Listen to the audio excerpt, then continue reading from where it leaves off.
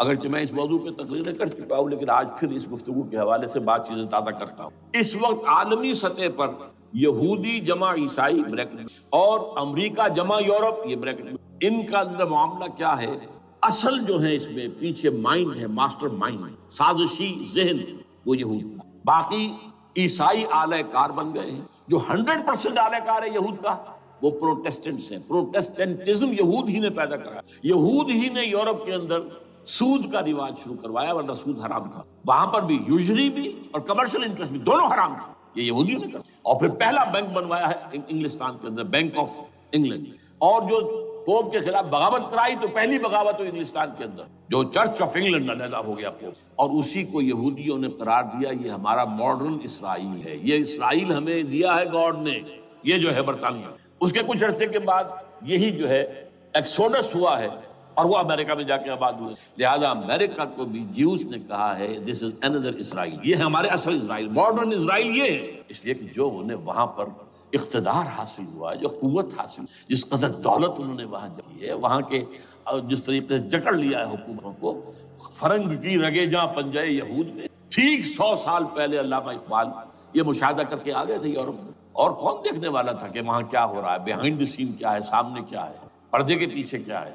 فرنگ کی رگے جہاں پنجے یہود نے، اس وقت فرنگ کا امام تھا برطانیہ، یہ وہ سلطنت تھی جس پر سورج کبھی غروب نہیں ہوتا تھا۔ آج وہ فرنگ کا امام امریکہ ہے، یہ برطانیہ تو اب وہ جو ایک نظم ہے کہ بچپن میں پڑھی تھی، London bridge is going down going down going down, اس کی مثال ہے۔ برطانیہ کی کوئی حیثیت نہیں، ورلڈ پاور کی حیثیت نہیں ہے، وہ تو چھوٹا بھائی اس نے بنا رکھا امریکہ نے اپنا، تو اس حیثیت سے جو ہے اس کی کوئی حیثیت ہے، ورنہ کوئی اور حیثیت۔ بہرحال ان دونوں میں یہ ہے کہ پیچھے ماسٹر مائنڈ، سازشی ذہن، پلاننگ، اسکیم ساری یہودیوں، اعلی کار امریکہ سب سے بڑھ کر، اس کے بعد برطانیہ، اور اس میں اصل پروٹیسٹنٹس، ان میں بیپٹسٹ، ان میں اس سے بھی آگے بڑھ کر ایونجلسٹ، جن کو کہتے ہیں بورن اگین کرسچنز، جن کو کہتے ہیں نیو کنزرویٹو کرسچن، یہ تمام اصطلاحات آپ اخبارات میں پڑھیں گے، ان کو گروپ کریں، یہ اصل اعلی کار، ان کو ایک نیا نام دیا گیا ہے کرسچین زائنسٹ۔ ایک یہودی زائنسٹ ہیں، سارے یہودی زائنسٹ نہیں ہیں، بہت سے یہودی ہیں جو یہ زائنسٹ کے مخالف ہیں۔ چنانچہ میری ہیوسٹن میں ملاقات ہوئی تھی ڈاکٹر وشو گرانٹ، بہت بڑا پروفیسر ایمیریٹس یہودی، لیکن یہ کہ اس نے کہا، بڑے اجتماع میں کہا، ہمارا اجلاس تھا وہاں پر، ہم نے یہ جو ہے بلایا تھا ایک یہودی، ایک عیسائی اور ایک مسلمان، تینوں جو ہے وہ تقریریں کریں۔ انہوں نے کہا تھا کہ وی آر ناٹ سپورٹنگ اسرائیل۔ اس نے وہ عیسائی جو آیا ہوا تھا پروفیسر، اس کی طرف they are supporting Israel, we are not supporting. اسی طرح میری جو ہوئی تھی round table conference, round table, اس میں ایک یہودی پروفیسر تھے، وہ ہسٹری کے پروفیسر، میں نام بھول رہا ہوں ان کا، انہوں نے کہا آئی ایم اینٹی زائنسٹ، میں زائنسٹ کے خلاف ہوں۔ تو زائنسٹ جو ہے اصل میں ایک سیکولر یہودیوں کی تحریک ہے، اور اس کے سب سے بڑے سپورٹرز کرسچین زائنسٹ وہ امریکہ میں بیٹھے۔ تو یہ ہے صورتحال۔ یہ جان لیجئے کیتھولکس جو ہیں یہ اتنے پرو یہودی نہیں، اب رفتہ رفتہ وہ بھی اس کے اندر آ کر شامل ہو گئے۔ یورپ جو ہے زیادہ کیتھولکس، رومن کیتھولکس کا یہ بھی آپ نے جملہ پڑھ سنا ہوگا کہ یہ جو ترکی جو ہے ہمارا ملک، یہ جو کوشش کرتا رہتا ہے گھسنے کی یورپین یونین کے اندر، تو ایک دفعہ جان شراق نے کہا تھا، بڑا پیارا جملہ تھا، Why doesn't Turkey understand that we are a Christian club؟ یہ ہماری جو یونین ہے یورپین، یہ تو کرسچین کلب ہے، وہ مسلمان ہے، وہ کس وجہ سے آنا چاہتا ہے بندہ، کیوں تو خود داخل ہونا چاہتا ہے؟ Why doesn't Turkey understand that we are a Christian club؟ لیکن یہ ہے رومن کیتھولک، اور ان کا میں بعد میں آپ کو بتاؤں گا۔ یہی آپ کو معلوم ہے کہ یورپ نے عام طور پر اسرائیل کا اتنا ساتھ نہیں دیا جتنا جو امریکہ دیتا رہا ہے، اور کسی درجے میں ان کے دلوں میں سافٹ کارنر عرب فلسطینیوں، یہ معاملہ ایران کے بارے میں بھی رہا ہے، جس قدر اسٹرانگ ایکشن امریکہ لینا چاہتا ہے، یہ جو ہے اس کے ساتھ نہیں ہے۔ تو یہ تھوڑا سا فرق ہے، وہ میں اس کا ایک بنیاد بعد میں بتا دوں گا آپ کو۔ بہرحال ان کا ایک جو ایجنڈا ہے وہ دو، سمجھیے کہ دو اس کے نکات ہیں، دو رسیوں کے مانند یہ آپس میں بٹا ہوا۔ پہلا، عالم اسلام کے مادی اور مالیاتی وسائل، خصوصاً تیل پر قبضہ، یہ ان کا دنیاوی اعتبار سے، دولت کے اعتبار سے، وسائل کے اعتبار سے اس وقت کا ایجنڈا۔ ویسے تو اس سے اوپر وہ چاہتے ہیں پوری دنیا پر، وہ تو بات کی بات ہے، لیکن ابھی نہ وہ روس کو چھیڑ رہے ہیں نہ چین کو چھیڑ رہے ہیں۔ چین تو ان کا سب سے بڑا جو ہے بزنس پارٹنر ہے، سب سے بڑا، اور چین کو رفتہ رفتہ وہ اپنی لائن پر لا رہے ہیں۔ اب تو صرف یہ کہ وہ ایک پارٹی گورنمنٹ وہاں رہ گئی ہے، جو کہ کمیونزم کے دور کی یادگار ہے، باقی ان کی جو اکانومی ہے وہ تو آ چکی ہے اسی رخ کے اوپر جو یورپ کی ہے، مغرب کی ہے۔ نمبر 2 ایجنڈا کیا ہے؟ دنیا میں کہیں بھی اسلام کے بحیثیت ایک نظام زندگی ظاہر ہونے کا کوئی موقع نہیں دینا۔ We have to nip the evil in the bud at any cost۔ یہ ان کے ایجنڈے کا یہ 2 ہے انٹرٹوائنڈ، جیسے آپ لڑیوں کو پٹ دے کر رسی بناتے ہیں، ایسے یہ 2 لڑی اسلام کا پولیٹیکل سوشو اکنامک سسٹم کہیں ہو نہ جائے آشکارا شر پیغمبر، یہ ابلیس نے کنکلوڈ کیا، وہ جو ابلیس کی مجلس شورا ہے، ہو نہ جائے آشکارا شر پیغمبر، کہیں ایسا نہ ہو کہ پیغمبر کی شریعت دنیا کے سامنے آئے، پیغمبر کا نظام آ جائے۔ الحذر، آئین پیغمبر سے 100 بار الحذر، حافظ ناموس زن، مرد آزما مرد آفری، یہ معاشرت کے نظام ہو گیا۔ موت کا پیغام ہر نوع غلامی کے لیے، نہ کوئی فخفور و خاکہ، نہ گدائے رہنشی، یہ سیاسی نظام آ گیا، اور کرتا ہے دولت کو ہر آلودگی سے پاک و صاف، منعموں کو مال و دولت کا بناتا ہے امین، تم دولت کے امین و مالک نہیں ہو، اور اس سے بڑھ کر اور کیا فکر و عمل کا انقلاب، بادشاہوں کی نہیں اللہ کی ہے یہ زمین، ان الارض للہ، یہ نظام کہیں نہ آ جائے، یہ ہے جس پہ کہ وہ خطرہ محسوس کر رہا تھا۔ اور اس کے بعد یہ کہتے ہیں یہ تو تھا عصر حاضر کے تقاضے، لیکن یہ کہ صورتحال کیا ہے، ہو نہ جائے آشکارا شر پیغمبر کہیں ہے، یہی یہ معاملہ اس طرح رکھو کہ خود مومن ہے محروم یقین، یہ غنیمت ہے کہ خود مومن ہے محروم یقین۔ ہمیں اگر کوئی سہارا ملتا ہے تو اس سے کہ مومنوں کو بھی، نام نہاد مسلمانوں کو بھی اپنے اس نظام پر یقین، وہ نماز پر یقین رکھتے ہیں، روزے پر رکھتے ہیں، زکوٰۃ کو بھی دو بھی اللہ تعالیٰ جس کو توفیق دیتا ہے، حج کرتے ہیں، عمرے کرتے ہیں، یہ ہے سب، لیکن یہ کہ یہ غنیمت ہے، چشم عالم سے رہے یہ پوشیدہ یہ آئین تو خوب، وہ ابلیس کہتا ہے کہ یہ آئین چشم عالم سے پوشیدہ رہنا چاہیے، یہ غنیمت ہے کہ خود مومن ہے محروم یقین۔ ہمارے لیے جو ہے اگر کوئی سانس لینے کی جگہ ہے وہ یہ ہے، حوصلہ افزائی اگر ہے تو اس میں ہے کہ خود مومن محروم یقین، اس کے سامنے وہ راستہ ہے ہی نہیں۔ اب لیجئے یہودیوں کے ایجنڈے کو میں تجزیہ کر رہا ہوں۔ سب سے پہلے World Bank, IMF، globalisation, TRIPS, ان تمام ہتھ کنڈوں کے ذریعے عالمی مالیاتی اقرار جو بظاہر امریکہ کا ہوگا حقیقتاً یہود کا ہوگا۔ یہودیوں کے نزدیک پوری نوع انسانی حیوانوں کے مانند ہے، they are not human beings, they are goyim, they are gentiles، یہ انسانی شکل میں حیوان ہیں، اور جیسے حیوانوں کو ایکسپلائٹ کرنا، استعمال کرنا انسانوں کا حق ہے، گھوڑے کو آپ باندھتے رہے ہیں نا ٹانگے کے آگے، اور بیلوں سے آپ ہل جتواتے رہے ہیں، تو جیسے یہ حق ہے ایسے ہمارا حق ہے پوری دنیا کے جو ہے وسائل کو کھینچے۔ ہاں جیسے گھوڑے اور بیل کو بھی کوئی نہ کوئی دانہ تو ڈالنا پڑتا ہے، چارہ تو دینا پڑتا ہے، تو ان کو بھی کچھ دو، یہ پوری نوع انسانی ورکرز بن کر رہ جائے، حیوان بن جائیں، بالکل شہوت کے غلام بنا دو انہیں، اخلاقی اقدار کا بیڑا غرق کر دو، خاندانی نظام کو تہوبارہ کر دو۔ یہ باقاعدہ جو protocols of the elders of the Zion تھے ان سب میں موجود ہے لکھا ہوا، جو 1897 میں انہوں نے پاس کیا اپنا پروگرام، بیسل میں، سوئٹزرلینڈ کا ایک شہر، protocols of the elders of the Zion. ان کو حیوان بنا دو، بس حیوانوں سے کام لیتے رہو، ہاں ان کی کمائی کا کچھ حصہ ان کے لیے چھوڑ دو، وہ بھی زندہ رہیں، وہ بھی آخر کام کیسے کریں گے، اور اصل جو ہے ملائی کھینچ لو اپنے اس نظام کے، World Bank, IMF، stock exchange, TRIPS, globalisation, اس کے ذریعے سے عالمی مالیاتی استعمار۔ نمبر 2 ایک ہے ان کا ایجنڈا، یہ تو عالمی ہے۔ دوسرا ایجنڈا کیا ہے؟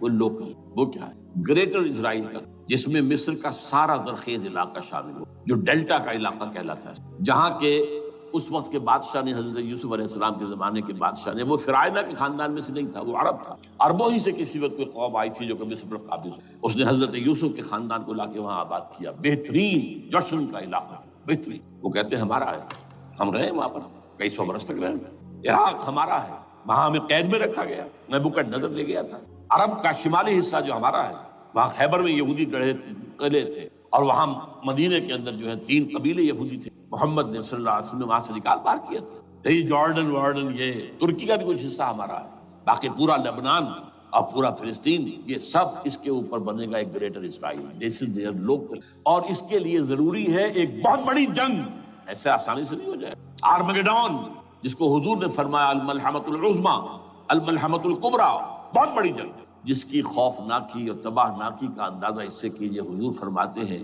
کہ اگر ایک باپ کے 100 بیٹے یا ایک دادا کے 100 پوتے ہوں گے تو ان میں سے 99 ختم ہو جائیں گے، ایک بچہ، اور ایک جگہ فرماتے ہیں اتنی اموات ہوں گی، اتنی لاشیں کہ ایک نفاست پسند پرندہ جو ہے، جو گندگی پہ نہیں اترنا چاہتا، ایک تو ہے یہ کوے، چیلیں، گدھ وہ تو گندگی ہی کی تلاش میں ہے، مردار کھانے کے، وہ تو لاشوں کو نوچ رہے ہوں گے۔ وہ پرندہ جو ہے نفاست، وہ نہیں اتر سکے گا، اڑتا اڑتا چلا جائے گا، لیکن لاشوں کا سلسلہ ختم نہیں ہوگا یہاں تک کہ تھک ہار کر لاشوں پر گر جائے۔ یہ دور نہیں، اس لیے کہ اس پر متفق ہیں یہودی بھی اور پروٹسٹنٹس عیسائی اس پر پوری طرح متفق ہیں۔ آرمگیڈون جسے آپ تھرڈ ورلڈ وار کہہ لیں، الملحمۃ العظمیٰ کہہ لیں، الملحمۃ الکبریٰ کہہ لیں، حضور کے الفاظ میں یہ آئے گا۔ اس کے نتیجے میں گریٹر اسرائیل بنے۔ نمبر 3 پھر بنے گا تھرڈ ٹیمپل، جو ٹائٹس نے گرا دیا تھا 70 میں، سن 70 عیسوی، جسے گرے ہوئے کتنا عرصہ ہو گیا، 2008 اندازہ کر لیجیے، 1800 کتنے برس ہو، وہ دوبارہ بنائے گے تھرڈ ٹیمپل، اور اس کے لیے مسجد اقصیٰ کو گرائیں گے اور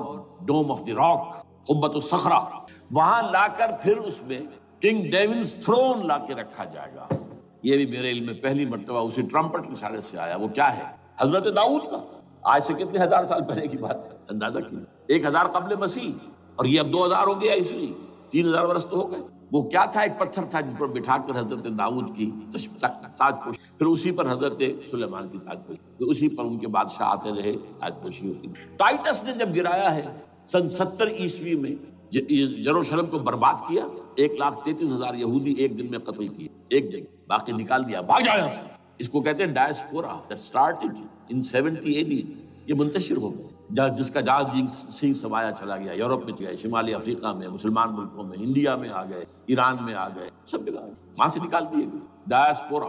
بہرحال وہاں سے وہ ٹائٹس وہ پتھر لے وہ روم میں، روم سے کسی طرح وہ آئرلینڈ پہنچ گیا۔ آئرلینڈ پیور کیتھولک ملک ہے، آپ کو معلوم ہو، اور وہاں پر پروٹیسٹنٹس کی اور کیتھولکس کی جنگیں ہوتی رہتی ہیں۔ کبھی بھی شیعہ سنی مسلمانوں کی اس طور سے خانہ جنگی نہیں ہوئی ہے جیسے کہ وہاں ان دو عیسائیوں میں کیتھولکس اور پروٹیسٹنٹس ہوتی ہیں۔ وہ رومن کیتھولک ملک، وہاں سے وہ انگلینڈ میں آیا۔ انگلینڈ میں جب آ گیا، بلکہ وہاں سے اسکاٹ لینڈ سے انگلینڈ میں پھر اس کو ایک کرسی کے اندر اس کی سیٹ کی حیثیت سے بنا کر ایک تھرون کی شکل، اور وہ جو ویسٹ منسٹر ایبے ہے، برطانیہ کے پارلیمنٹ کے ساتھ جو چرچ ہے، ویسٹ منسٹر ایبے، وہاں اس کو لا کے رکھ دیا گیا۔ اس وقت سے برطانیہ کے بادشاہوں اور ملکاؤں کی تاج پوشی وہاں ہوئی۔ تو ایک یہ ہے کہ پھر اس کو لا کر رکھیں۔ اب یہاں سے اختلاف ہے، یہاں تک عیسائیوں کا یہودیوں کا ایجنڈا ایک، یہاں اختلاف ہے۔ یہودیوں کے نزدیک ان کا مسیح آئے گا اور وہ وہاں بیٹھ کر پوری دنیا پر رہا۔ وہ مسیح جس کی خبر دی گئی تھی شروع کی کتابوں میں، جو تورات کی ابتدائی کتابیں ہیں، وہ تو حضرت مسیح کی شکل میں آ گئے۔ دی پروفیسی واز فلفلڈ۔ یہودیوں نے نہیں مانا، انہیں تو قرار دیا جادوگر ہے، کافر ہے، مرتد ہے، ولد الزنا ہے، اور اپنے بس پڑتے سولی پر چڑھوا دیا۔ وہ دوسری بات ہے، اللہ نے کیا کیا، وہ ایک علیحدہ مسئلہ۔ چنانچہ یہ کہ دی سچویشن از ویکنٹ، وہ مسیحا کی جگہ ابھی باقی ہے ان کی، and they are waiting for ہم۔ تو وہ آئے گا اور وہ یہاں اس تخت داؤد پر بیٹھ کر پوری۔ عیسائیوں کا کہنا کیا ہے کہ در حقیقت حضرت مسیح نازل ہوں گے، سیکنڈ کمنگ آف جیسس، جس کو ہم بھی مانتے ہیں۔ اگرچہ ہوگا کیسے، حالات و واقعات کا کیا ہمارے نزدیک رنگ ہے، وہ کچھ مختلف ہے، وہ میں بیان نہیں کر سکتا۔ حضرت مسیح علیہ السلام پھر اس تخت پر بیٹھیں گے ان کے عیسائیوں کے مطابق۔ چنانچہ پوپ جو مر گیا ہے، پال سیکنڈ، اس کو یہ ٹرمپٹ والے کہتے ہیں شیطان، اور ان کا کہنا یہ ہے کہ اس شیطان نے the old ancient holy Roman empire کو ریوائیو کیا ہے یونائٹڈ یورپ بنا کر، اور ان کا مقصد کیا ہے کہ یہ فلسطین میں ایک رومن کیتھولک حکومت قائم کرنا چاہتے ہیں۔ یہودی اپنی حکومت چاہتے ہیں جو ہے، اور وہ اپنی حکومت، یہ ان کا کہنا ہے۔ یہ میں نہیں جانتا کہ کس حد تک ان ایک دوسرے پر الزام دوں، لیکن جیسے کہ آپ کو معلوم ہے کہ انڈونیشیا کے اندر بھی ہوا تھا، ایک جزیرے کو تقسیم کر دیا، ایک حصہ جو ہے اس کا وہ رومن کیتھولک ریاست بن گیا۔ شاید نائجیریا میں بھی اس طرح کا معاملہ ہوا ہے، کچھ تھوڑے علاقے کے اندر، وغیرہ وغیرہ۔ تو یہ ہے، لیکن بہرحال یہ ان کا۔ عیسائیوں کا معاملہ کیا ہے؟ میں نے جیسا کہ بتایا کہ یہ تو اس ایجنڈے کے اندر متفق ہے، اور عیسائی بھی ورلڈ ڈومینیشن، مالیاتی جو ہے استعمار، اس کے لیے کوشاں ہے، لیکن ان کے نزدیک حضرت عیسیٰ ابن مریم آئیں گے علیہ السلام، اور وہ اس پورے ڈرامے کا اسکرپٹ پورا یہودیوں میں لکھا ہوا، اور انہی کی سازش اس پورے ڈرامے کی۔ البتہ بظاہر اس ڈرامے کا بڑا کیریکٹر جس سے آپ ہیرو کہیں وہ امریکہ ہے، اور اس کے تابع بھی ہے۔ یہ ہے عالمی سطح پر معاملہ اس وقت۔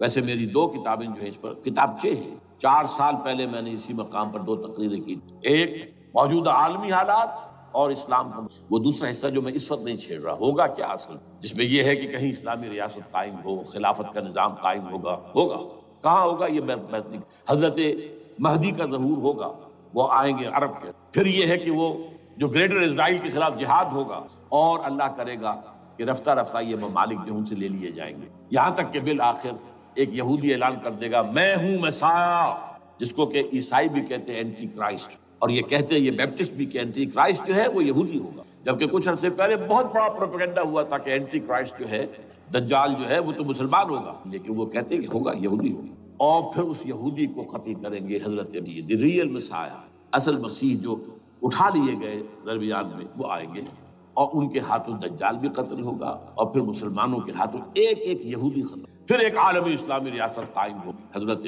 مسیح کے ہاتھوں، اور وہاں پر حضرت مسیح ایک حدیث میں آتا ہے 40 برس تک پوری دنیا. بہرحال یہ دوسرا پکچر ہے جو ہمارے سامنے، میں اس وقت کی تفصیل میں نہیں جا رہا، جو ان کے سامنے پکچر ہے وہ میں نے آپ کو بیان کیا. اب اس میں تجزیہ کیجئے افغانستان پر حملے کا اصل سبب جو میں نے دو بتایا نا، دو لڑیاں ہیں ان کے ایجنڈے کی، ایک اسلام کہیں ظاہر نہ ہو جائے، اسلام کا نظام ظاہر نہ ہو جائے، اور ایک مسلمانوں کے مالیاتی خاص طور پر تیل کے وسائل پر قبضہ.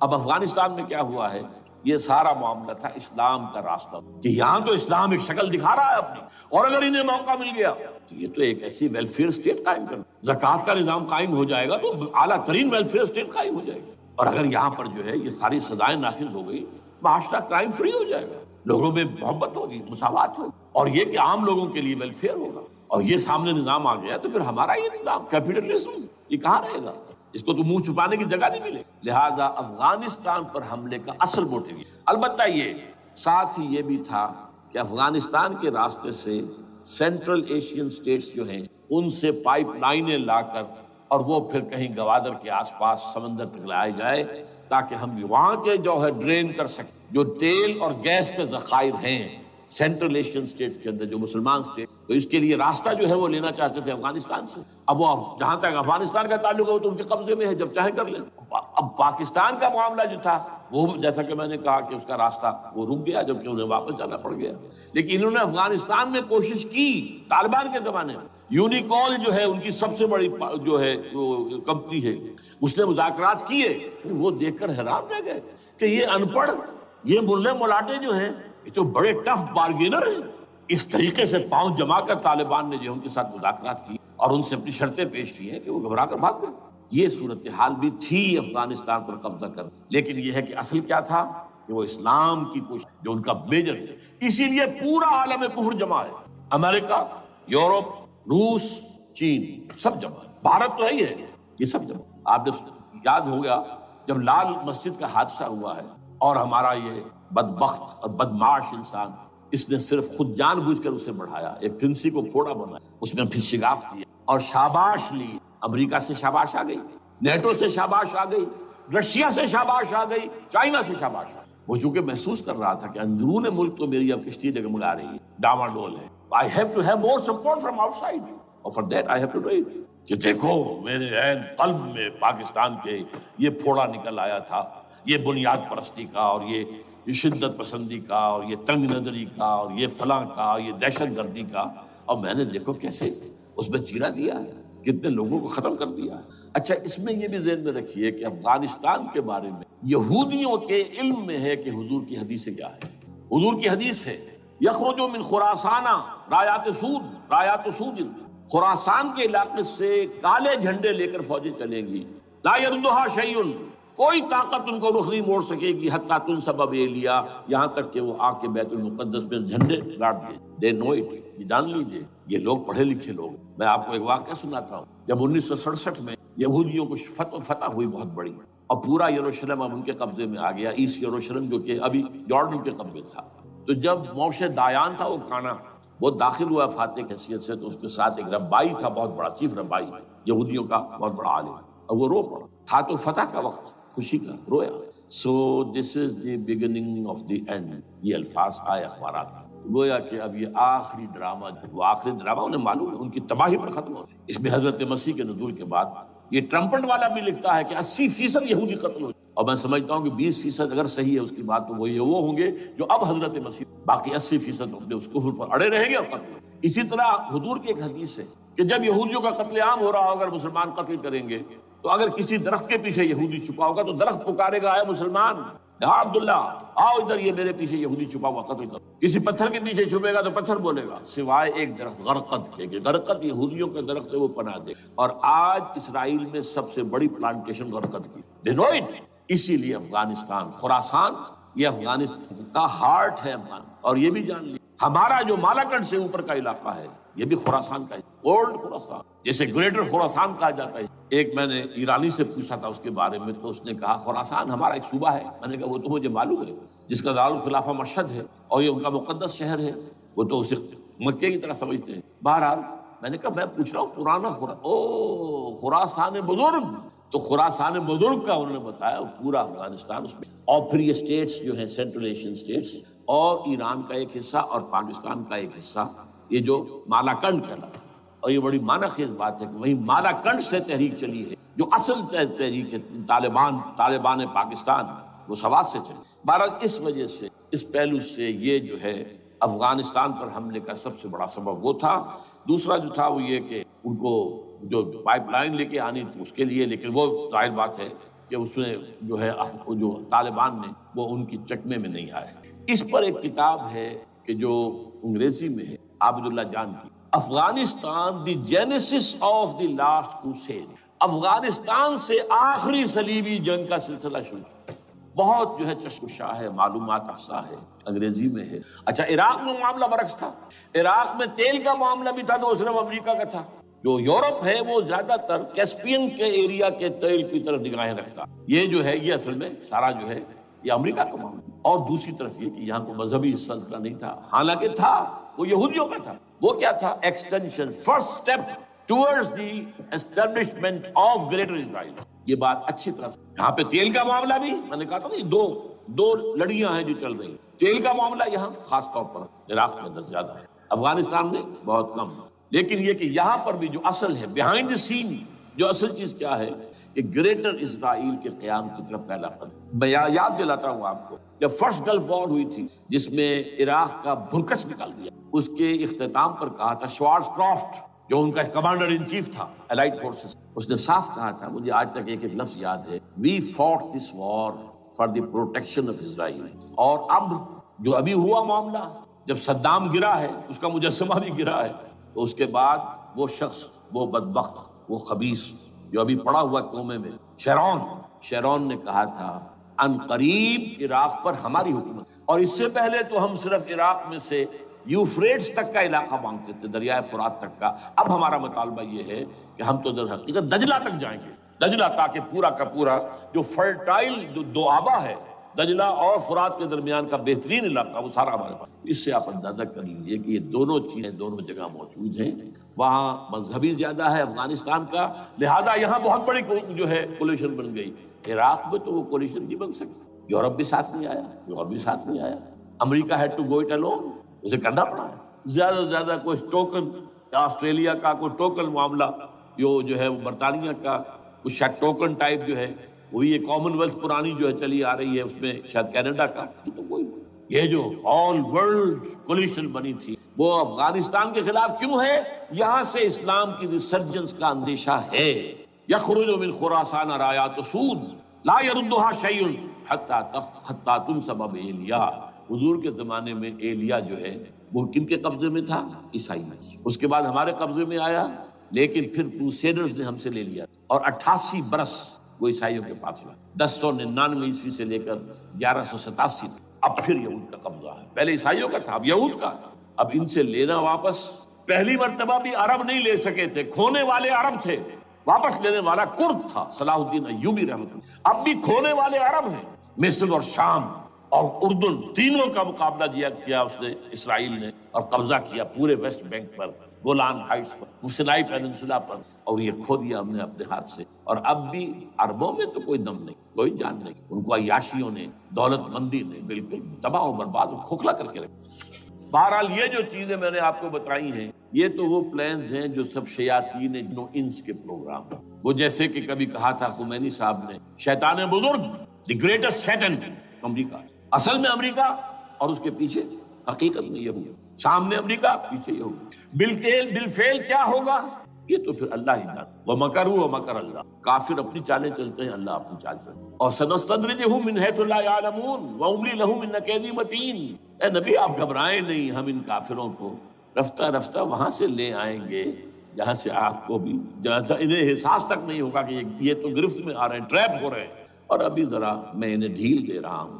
میں املی لہم ان قیدی متین، میری چال بہت پسند. وہ اللہ کیا کرے گا وہ میں نے آپ کو بتایا، جھلک دکھا دی ہے. انشاءاللہ اسی علاقے میں پاکستان اور افغانستان، اور اس کا ہارٹ ہوگا یہ پشتونستان، سرحد اور مشرقی افغانستان مل کر پشتون اسی مشرقی پاکستان کا مغربی صوبہ ہے، شمال مغربی یہ ہارٹ، اور پھر پاکستان اور انشاءاللہ یہی. اور پھر یہ کہ یہاں سے فوجیں جائیں گی جو حضرت مہدی کی حکومت جمائیں گی. عربوں میں جان نہیں ہے کہ وہ مہدی جما سکے. یخرج ناس من المشرق یؤتون للمہدی یعنی سلطانی، مشرق کی طرف کے کسی ملک سے فوجیں آئیں گی جو مہدی کی حکومت قائم کرے. عربوں میں دم بہرحال ہوگا کیا وہ میں نے کہا کہ یہ تو اللہ کے ہاتھ میں ہے. اب یہ کہ کرنا کیا چاہیے، یہ ہے میری تقریر کا آخری. دیکھیے ذوالفقار مرزا نے جو کچھ کہا اور سید قائم علی شاہ، میں خوشائند سمجھ کہ طالبانائزیشن اور ہے، اسلامائزیشن ہے. ٹھیک ہے، چلیے آواز مکے اور مدینے. طالبانائزیشن کے اندر کچھ بغیر تعلیم یافتہ، کچھ جذباتی، اس طرح کے لوگ بھی ہیں جن میں انتہا پسند، جیسے کہ میں پہلے بیان کر چکا افغانستان میں ہوا ہے. افغانستان کے اندر رفتہ رفتہ وہ اپنی ان چیزوں سے نکل جاتا ہے، لیکن موقع نہیں دیا گیا. نبتی ایول ان دی بٹ ختم کر. اسی طرح ہمارے سرحدی صوبے میں جیسا کہ میں بتایا 3 قوتیں برسرکار ہیں. who knows it؟ کون کیا کرے. لیکن بہرحال یہ کہ پہلی بات یہ، اسلام اور پاکستان لازم و ملزوم ہیں. یہاں اسلام آئے گا تو یہ ملک رہے گا، نہیں آئے گا تو ختم ہو جائے گا، اس میں کوئی شک نہیں. میری 2 کتابیں پڑھ لیجئے اگر اللہ توفیق دے، ہمت دے. اسلام اور پاکستان، یہ سن 67-68 کی تحریر ہے. جینیسس آف پاکستان کیا تھا، how Pakistan came into existence. پھر یہ کہ میں نے استحکام پاکستان کے نام سے سن 85 کے اندر کتاب لکھی. یہ دونوں کتابیں پڑھی ہیں. پاکستان کا کوئی جواز نہیں اگر یہاں اسلام نہ، اور واقعتاً ہم جواز کھو چکے ہیں. تو اللہ تعالیٰ ہمیں مہلت دے رہا ہے، لیکن اب یہ سمجھ لیجیے یہ اللہ تعالیٰ کی ایک خاص مہلت ہے، اور شاید آخری یہاں اسلامائزیشن نہ ہوا تو یہ ملک نہیں رہے گا. میں یہاں آپ کو ایک شعر سنا دوں. ہے تو ایک ایسی شخصیت کا جو کچھ کنٹروورشل بھی ہو گئی، بعد میں بدنام بھی ہو گئی. ایک زمانے میں جماعت اسلامی کے بڑے مخصوص کارکن تھے وہ مولانا قاسم. انہوں نے ایک بڑا تلخ شعر کہا، اسلام کو اگر تیری فضا راس نہ آئے، اے میرے وطن تجھ کو کوئی آگ لگائے. ہمیں اسلام چاہیے، اور اسلام نہیں آئے گا تو یہ ملک نہیں. کوئی زرداری، کوئی نواز شریف اس ملک کی بقا کی ضمانت نہیں. اس کی بقا ہے اگر تو اسلامائزیشن. 61 سال کی ہماری بے وفائی اللہ کے ساتھ کیے ہوئے وعدے کی، اس کا ایک عذاب ادنا ہم جھیل چکے. 71 یاد کی انسانی پاکستان 2 لاکھ 94,000 مسلمان پاکستانی بھارت کی قید میں بھیڑوں بکریوں کی طرح ہانک کر لے جائے گئے، ٹرکوں میں بھر بھر کر، جیسے کہ ڈیرہ غازی خان سے بھیڑیں بکریاں آتی ہیں لاہور میں ذبح ہونے کی. کنسنٹریشن کیمپ، ہمارے ٹائیگر نامی جرنیل نے پیش کیا اپنا ریوالور. کتنے لوگ مارے، کتنا فساد ہوا. مسلمان کے ہاتھوں مسلمانوں کا خون گیا. یہ اللہ کا ایک خاص عذاب ہوتا ہے. میں نے وہ آیت آپ کو سنائی تھی، قل هو القادر على ان يبعث عليكم عذابا من فوقكم او من تحت. اے نبی سے کہہ دیجیے اللہ اس پر قدرت رکھتا ہے، جب چاہے تم پر کوئی عذاب اوپر سے بھیج دے، تمہاری زمین کے نیچے سے نکال دے. زلزلہ آیا تھا کہ نہیں؟ او یلبسکم جعل. ایک تیسری شکل بھی ہے، نہ اللہ آسمان کو کوئی تکلیف دے، نہ زمین پھٹے گی تو آدمی جائے گا، نہ بلکہ تمہیں گروہوں میں تقسیم کر کے، او یلبسکم شیعا فیذیق بعضکم بعض بعض، تو ایک دوسرے کی قوت کا ایک دوسرے کو دکھائے. تم خود ایک دوسرے کے گلے کاٹو.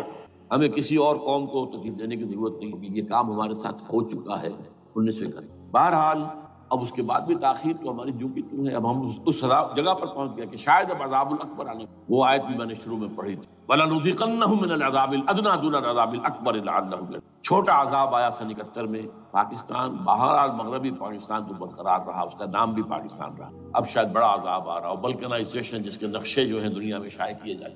اور اس اسلامائزیشن کے لیے جو میں کہہ رہا ہوں کہ اس کے بغیر یہاں پاکستان نہیں رہے گا، اس کے لیے اس کی جو دستوری، تدریجی، قانونی، پرامن اگر راستہ اختیار نہ کیا گیا تو ملیٹنسی بڑھے گی. یہ رکنے والی نہیں. یہ جو اوپر کا جو علاقہ ہے، ایک ٹرائنگل ہے جس کا نقشہ کھینچا ہے ایک بہت بڑے مصری ادیب اور مورخ نے، شکیب ارسلان ان کا.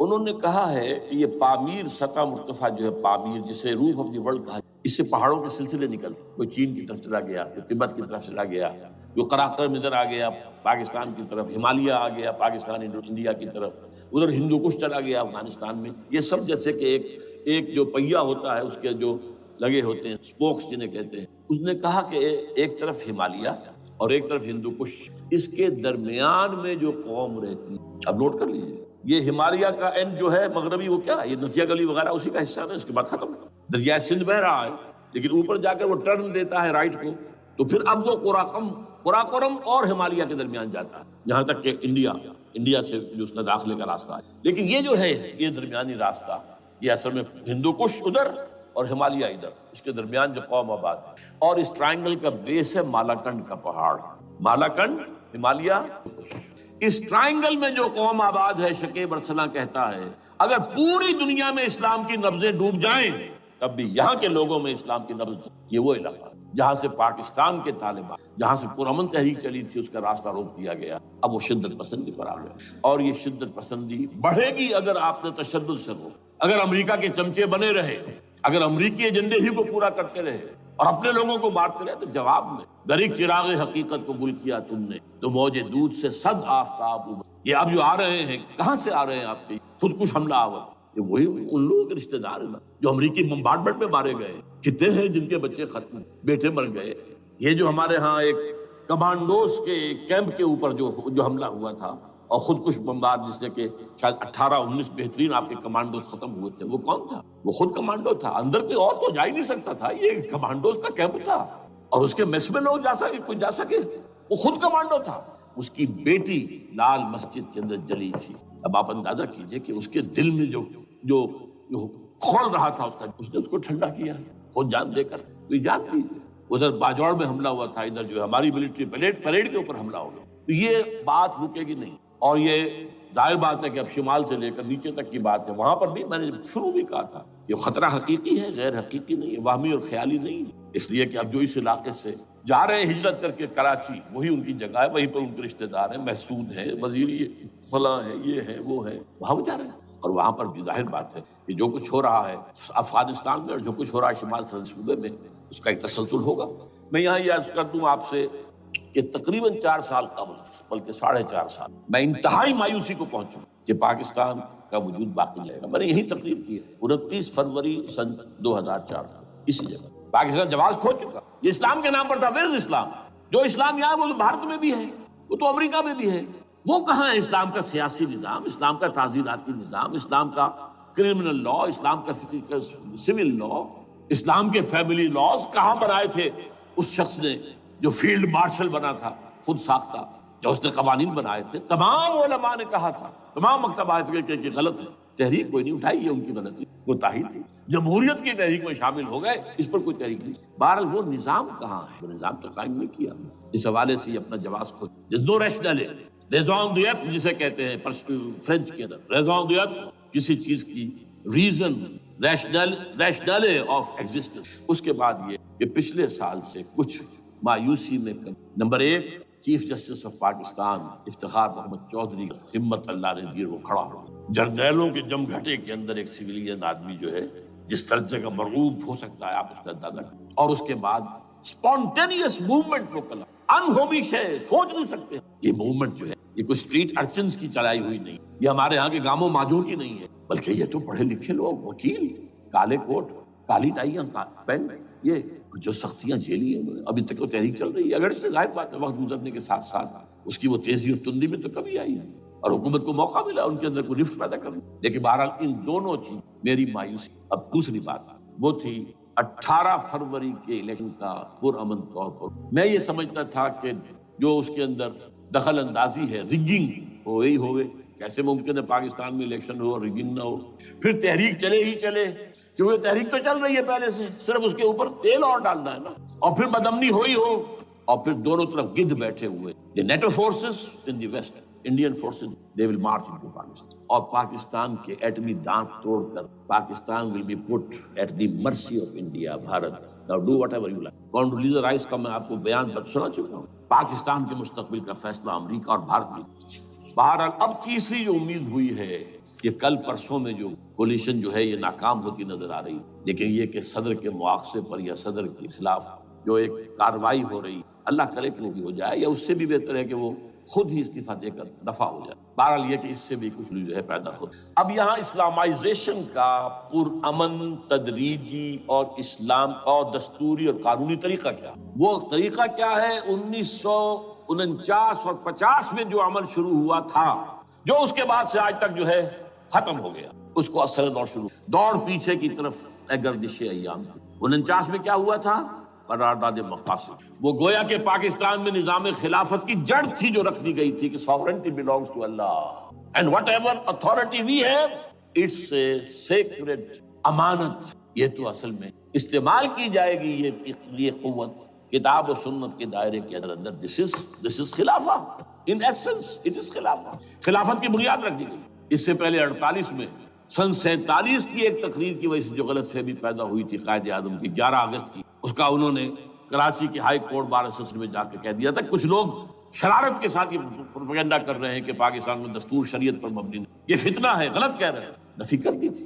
اب یہ دوسری بات ہے کہ اندھوں کے اندھے جو ہیں وہ اس 11 اگست کی تقریر کو لیے پھرتے ہیں، اس کے ایک جملے کو، اور یہ اتنی کھلی بات جو کی شریعت کا لفظ، شریعت پاکستان کا دستور جو سمجھتا ہے کہ شریعت پر نہیں مبنی ہوگا وہ غلط کہتا ہے، وہ شریر ہے، شرارت پیدا کر رہا ہے، یہ قائد اعظم کے الفاظ۔ بہرحال اس کے بعد ایک عمل کیا ہوا تھا سن 50 میں، یہاں کے سیکولر عناصر نے ایک بڑا شور مچایا، کس کا اسلام لاؤ گے؟ شیعہ کا، سنی کا، دیوبندی کا، بریلوی کا، وہابی کا، کس کا اسلام؟ اللہ تعالیٰ غریق رحمت کرے ان بزرگوں کو۔ پاکستان کے تمام مذہبی مکاتب فکر کی ٹاپ کی قیادت جمع ہوئے، شیعہ، اہل حدیث بھی، بریلوی بھی، دیوبندی، 31 علماء، جماعت اسلامی بھی، مولانا مودودی بھی اس میں، انہوں نے 22 پرنسپلز ایگریڈ اپون، دستور بنانے کے لیے 22 پرنسپلز ہیں، حاضر ہیں، بناؤ دستور۔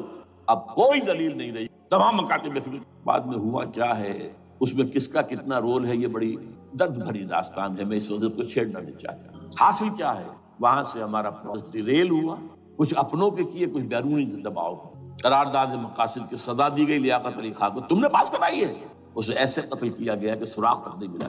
یہ ایسے تو نہیں ہوتا، اس کے پیچھے بڑے بڑے کریکٹر، بڑے بڑے کریکٹر۔ اب اس کے بعد وہ عمل کیسے شروع ہو؟ ضیاء الحق نے جو ایک ادارہ قائم کیا تھا فیڈرل شریعت کورٹ، اصولی اعتبار سے بہترین قدم تھا۔ وہ کیا تھا؟ یہ شریعت کورٹ ہے، اس میں کوئی شخص لائے پیٹیشن کہ پاکستان کا فلاں قانون جو ہے میں ثابت کرتا ہوں کتاب و سنت کے منافی ہے، یا کورٹ سو موٹے لے لے کسی بھی معاملے کو، ایگزسٹنگ جو قوانین ہیں ان کا جائزہ لے کہ اس میں یہ پورا قانون یا اس کی یہ شق جو ہے یہ خلاف شرع، اس پر آرگومنٹ، دونوں طرف کے دلائل ہوں، علماء بھی آئیں، وکلاء بھی آئیں، بحث کریں۔ شریعت کورٹ کا تو میدان ہوتا کھلا۔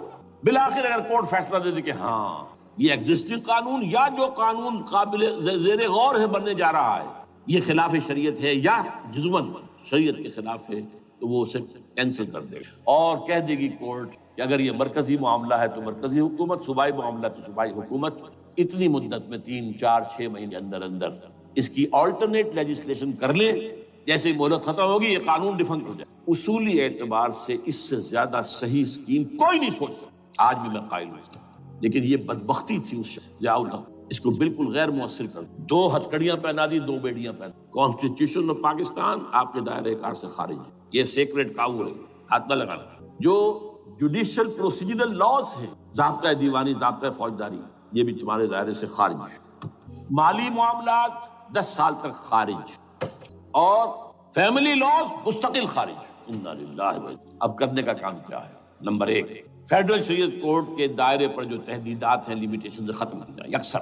نمبر 2 اس کا سٹیٹس کم سے کم ہائی کورٹ کے درجے کا ہونا۔ نمبر 3 اس میں جید علماء کو لا کر بٹھایا جائے، ان کی میجورٹی ہونی چاہیے، وکلاء بھی ہوں، جدید تعلیم کے، جدید قانون کے جاننے والے، لیکن علماء بھی ہوں۔ اگر آپ جید علماء کو لے آئیں گے تو پھر وہ جو عام مولوی ہے بیچارہ، وہ جو پوری طرح نیم خواندہ ہے یا نیم تعلیم یافتہ ہے، یا ہمارا عام آدمی ہے جو طالبان کے انداز کے اندر وہ شدت پسندی پر آ گیا ہے، اسے یہ اندازہ نہیں ہے کہ دین میں اہمیت کیا، کس شے کی اول ہے، پھر دوسری کون سی، سالوی شے کون۔ اب اس کے بجائے علماء، جدید علماء، تمام جو ہے مسالک کے علماء اس میں شامل، اس کے فیصلوں پر نظر ثانی کا کھلا موقع ہو چاہیے۔ ایک دفعہ عدالت فیصلہ کر دے، نظر ثانی کا موقع ہو، اور کسی شہری کی طرف سے پیٹیشن آئے یا سو موٹو، وہ جائزہ لے اور ایک ایک کر کے قوانین جو ہے غلط ختم، ان کی جگہ پر لیجسلیشن پارلیمنٹ کی یا صوبائی اسمبلی کرے گی، کورٹ کا کام لیجسلیشن نہیں ہے. وہ یہ کہہ سکتا ہے کہ یہ بھائی یہ معاملہ جو ہے شریعت سے تجاوز کر, یا فلاں جو قانون تم بنانے چلے اس کی یہ جو ہے شریعت کے خلاف ہے, بس فیصلہ یہ دے گی. ظاہر بات ہے لیجسلیشن اس کا کام نہیں, لیجسلیشن جو کرے گی آپ کی نیشنل اسمبلی کرے گی, آپ کی صوبائی اسمبلی کرے گی, لیکن وہ اس کا متبادل قانون لے آئے اور پہلا قانون ختم ہو. اچھا, اس عرصے کے دوران جو کونسل آف اسلامک آئیڈیالوجی پر ارب روپیہ خرچ ہوا ہے, اس کی رپورٹوں کے انبار لگ گئے, کسی ایک سفارش کو بھی آج تک پارلیمنٹ میں پیش نہیں, اور اس میں جید علماء رہے اور تمام مکاتب فکر کے علماء رہے. ان کی رپورٹوں کو رفتہ رفتہ پارلیمنٹ کے سامنے لایا جائے اور ان کے ذریعے سے نئی قانون سازی کی جائے. اگر آپ یہ قانونی دستوری راستہ کھول دیں گے اور تجدیداً اس طریقے سے Islamisation of laws of Pakistan ہو جائے تو ظاہر بات ہے کہ پھر جو دہشت گرد ہیں, دہشت پسند ہیں, جن کو آپ خطرہ کہہ رہے ہیں, خطرہ, طالبان آنند, طالبان آ گئے, طالبان آ رہے ہیں, اب ڈرو اور بچو اور مقابلے کی تیاری کرو اور اسلحہ تیار کرو, اگر یہ کام کرے تو پھر ظاہر بات ہے کہ وہ تو فساد ہوگا, اور فساد کا نتیجہ کیا نکلے وہ اللہ ہی بہتر. لیکن یہ پروسیس جو میں نے بیان کیا ہے, اگر اس پر عمل ہو جائے تو یہ وہ پروسیس ہے جسے جنرل حمید گل نے کہا تھا کہ اگر ایسا ہو جائے تو یہ سافٹ ریولوشن ہو, بغیر تشدد کے, بغیر کسی, اگر نیت ٹھیک ہے اور اگر یہ واقعی جیسے قائم علی شاہ نے سمجھ لیا ہے اور جیسے کہ ذوالفقار مرزا نے سمجھ لیا ہے, اسلامائزیشن, اگر اس کو سب سمجھ لے, زرداری بھی سمجھ لے اور نواز شریف بھی سمجھ لے اور سب سمجھ لے, تو ظاہر بات ہے کہ پھر کسی توڑ پھوڑ کے بغیر, کسی اور بدامنی کے بغیر, کسی تشدد کے بغیر اسلامائزیشن یہاں ہو جائے تو سب کے دل خوش ہو جائیں گے, اور یہ سارا جو بھی تشدد ہے, یہ دہشت گردی ہے, اس کے راستے بند ہو جائیں. اگر ایسا نہیں کرتے تو غیر تعلیم یافتہ یا نیم تعلیم یافتہ, جن کو کوئی پورا تصور نہیں ہے, نہ دنیا کے حالات کا علم, نہ شریعت کے جو اصل مصادر اور منابع ہیں, اصل سورسز, ان تک رسائی ہے, بس کچھ چیزیں سن رکھی. یہ تو معلوم ہے انہیں کہ داڑھی رکھنی ہے, سنت ہے, لیکن یہ کہ یہ فرض تو نہیں ہے بھائی, پھر اس کی کوئی خاص مقدار تو معین نہیں, یہ تو نہیں جانتا. ویڈیوز ہیں, آڈیوز ہیں, ان میں گانے ہیں, اس میں آپ کو معلوم ہے کہ اوریانیت ہے, جو بھی ویڈیوز ہیں وہ تو ان کو جلائیں گے ان کی دکان. آپ تعلیم دے رہے لڑکیوں کو, وہ جانتے ہیں جو تعلیم آپ دینا چاہتے ہیں. آپ تو ڈانس کو کی تعلیم کو بھی وہاں پر نافذ کریں. آپ نے تو تعلیم کا شعبہ ہی دے دیا اسماعیلیوں کے ہاتھ میں, لہٰذا ان کا تو رد عمل ہوگا, ہوئے. اس کا راستہ اگر روکنا تو اس پروسیس سے جو میں نے بیان کر دیا ہے, جس کو میں بیان کر رہا ہوں نہ معلوم کب سے. نواز شریف صاحب, ان کے والد میاں محمد شریف صاحب مرحوم, اور شہباز شریف صاحب اور عباس شریف صاحب, چاروں میرے پاس آئے تھے, 2 دفعہ آئے تھے, اور میں نے یہ ترمیمی بل پیش کیا تھا جس میں کہ جس کے آئٹم میں نے آپ کو گنوا دیے. بہرحال نہیں کیا کچھ, لیکن یہ کہ اگر یہ نہیں کریں گے تو یہ کہ دوسری طرف یہ سمجھ لیجئے اس وقت پاکستان کے دینی مدرسوں میں شدید تحریک چل رہی ہے. لال مسجد یہ ایک سمبل بن چکی, یہ ایک علامت ہے, اور یہ ملیٹنسی کی طرف بہت بڑی تعداد میں, خاص طور پر جو طالب علم ہیں عربی مدارس کے, طالبان کی سورس یہی تو ہے نا, یہی تھے جن سے کہ افغانستان میں طالبان ابھرے تھے اور یہیں سے پاکستان کو ابھر رہے. ان کے اندر شدید لہر ہے اور کوئی بہت بڑا فساد ہو گیا اگر خدا نہ خواستہ تو that will be the end of Pakistan. اس سے بچنا ہے تو وہ راستہ اختیار کریں جو میں نے بیان کر, جو میں سال سے بیان کر, دستور کا ترمیمی بل بنا کر دیا ہے, اسے عام بھی کیا ہے. البتہ اس عرصے میں ظاہر بات ہے کہ ہم کیا کریں گے, ہمارا کوئی پروگرام کسی ملیٹنسی کے طرف جانے کا نہیں ہے, ہم اسے مفید نہیں بلکہ مضر سمجھیں, یہ کاؤنٹر پروڈکٹیو. ہمارے سامنے پروگرام کیا ہے, سے نکاتی بڑے پیمانے پر دعوت ایمان بذریعہ قرآن. نمبر 1, میری تمام سرگزشت کھوئے ہوئوں کو جتنی میری سرگزشت جو ہے 50 سال سے اسی میں قرآن کو پڑھنا, پڑھانا, سکھانا عام کر, اور الحمدللہ ایک بڑی ٹیم تیار کر, اللہ کے فضل یہ کام کر, دعوت ایمان بذریعہ قرآن. اور جو ایمان واقعتاً لے آئیں, جس کا ثبوت ہوگا شریعت پر عمل, جس چیز پر عمل کیا جا سکتا اور نہیں کرتے تو آپ مجرم. ہاں ظاہر بات ہے اس سے ایک حصہ ایسا ہے جس پر ہم عمل نہیں کر سکتے جب تک کہ نظام نہ بدل جائے. چور کا ہاتھ میں نہیں کاٹ سکتا, آپ نہیں کاٹ سکتے, لیکن جتنے پر عمل ممکن ہے اس پر عمل. ایسے لوگوں کو آرگنائز کیا جائے, بیعت کا نظام, مسنون نظام, قرآن میں معصور, مسنون, منصوص, یہ سارا نظام اس کی بنیاد. ایک آدمی کا, وہ آدمی کہے کہ بڑھو تو بڑھو, وہ کہے کہ رک جاؤ تو رک جاؤ. نمبر 3, ان لوگوں کا تزکیہ, اور میں بتا چکا ہوں تزکیہ اور تربیت. تزکیہ کس بات کی, کوئی امنگ, کوئی ولولہ, کوئی مقصد, کوئی تمنا دل میں نہ رہے سوائے اللہ کی رضا کی. حکومت مطلوب نہ ہو, اقتدار مطلوب نہ ہو, مال و دولت مطلوب نہ ہو, اللہ کی رضا اور آخرت فلاح. ہر تمنا دل سے رخصت ہو گئی. حضرت مجذوب کا مصرع, اب تو آجا, اب تو خلوت ہو گئی, اے اللہ تو آجا میرے دل میں, میرے دل سے ہر تمنا نکل چکی ہے, خلوت ہے. اور تربیت کس کی, کہ تیاری ہو جائے اس بات کی کہ تن من دھن سب لگا دیں، جان بھی دے دیں گے جب موقع آئے۔ چوتھا کیا کہ جب تک یہ تعداد کافی نہ ہو، یہ نہیں ہے کہ 150 آدمی لے کر کسی ایک جگہ پر کسی لال مسجد کو ہم مرکز بنا کر بیٹھ جائیں، نعرہ لگا دیں، ملک گیر جماعت، اور وہ بھی معتدب تعداد پہ، وہ جب تک نہیں ہوتی تو ہم یہی تین کام کریں گے، یہی تین: دعوت ایمان بذریعہ قرآن، تنظیم بذریعہ بیعت، مسنون بیعت، تزکیہ اور تربیت کرتے رہیں گے۔ بانشہ درویشی در ساز دمادم زن، دمادم زن، دمادم، یہی کام کرتے رہو کرتے رہو کرتے رہو، نو ملیٹنسی، نو الیکشن۔ لیکن جب تعداد کافی ہو گئی تو ایک منظم اور پرامن مطالباتی اور احتجاجی تحریک، توڑ پھوڑ نہیں، گھراؤ جلاؤ نہیں، جیسے گاندھی نے شروع کی نمک بناؤ تحریک، سول ڈس اوبیڈینس، لیکن کسی نے کوئی توڑ پھوڑ نہیں کی تھی۔ اپنے سر ان کے پھوٹے ہیں بڑے سے بڑے لیڈروں کے، مولانا ابوالکلام آزاد اور پنڈت جواہر لال نہرو کے سر پڑے، ہزار لوگ جیلوں میں، انہوں نے کسی کا نقشہ ایرانیوں نے دکھا، 20,000 سے لے کر 30,000 تک جانے دے، ہتھیار نہیں اٹھائے، اس لیے کہ ہتھیار استعمال کرو گے تو اوپر جو حکومتیں ہیں ان کے پاس تو بے تحاشا فوج ہے، ان کے پاس ٹینک ہے، ان کے پاس ہوائی جہاز ہیں، ہیلی کاپٹرز ہیں، گن شپ ہیلی کاپٹرز ہیں، کیا نہیں ہے؟ پرامن منظم مطالباتی اور احتجاجی تھے۔ اللہ کرے کہ ہمیں اس کے لیے جو مہلت درکار ہے وہ مل جائے، ہمیں معلوم نہیں کہیں وہ مہلت ختم ہے، لیکن اگر ہم آخری سانس تک اس کام میں لگے رہیں انشاءاللہ اللہ تعالیٰ کے معذور قرار پائیں گے۔ اللہ تعالیٰ جو ہے ہمیں درگزر فرمائے گا کہ جو کچھ میں کر سکتا تھا اللہ میں کر آخری دم تک، اگر یہ ہے تو اپنی تو کامیابی ہے، باقی کیا ہوتا ہے میں کچھ نہیں کہہ سکتا، اللہ بہتر۔ اقول قولی ھذا واستغفر اللہ لی ولکم ولسائر المسلمات